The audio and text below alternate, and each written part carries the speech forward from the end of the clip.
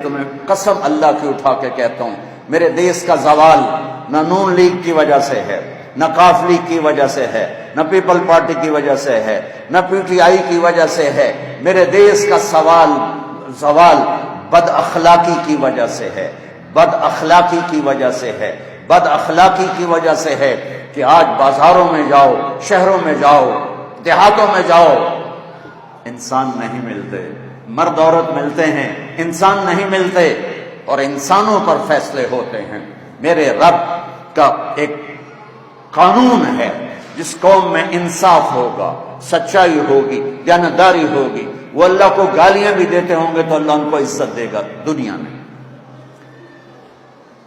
جس قوم میں سچائی ہوگی، دیانتداری ہوگی اور عدل ہوگا، اس قوم کو اللہ اونچا کرے گا، چاہے مسلمان ہیں اور چاہے کافر ہیں۔ جس قوم میں ظلم ہوگا، جھوٹ ہوگا، دھوکہ ہوگا، اس قوم کو اللہ ذلیل کرے گا، چاہے مسلمان ہیں چاہے غیر مسلم ہیں۔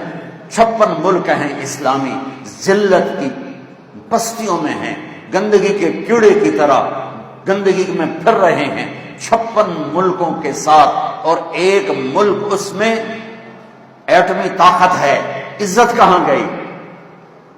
ٹیکنالوجی ہے، عزت کہاں گئی؟ اخلاق بگڑ گئے، جھوٹ پھیل گیا، ماں باپ کی نافرمانی۔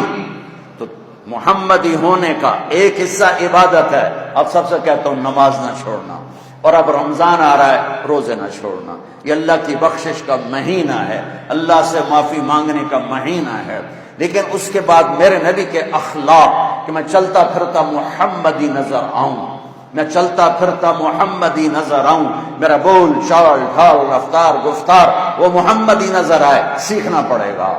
اللہ کا قانون ہے کہ سچائی کے ساتھ عزت ملتی ہے، دیانتداری کے ساتھ عزت ملتی ہے، انصاف کے ساتھ عزت ملتی ہے۔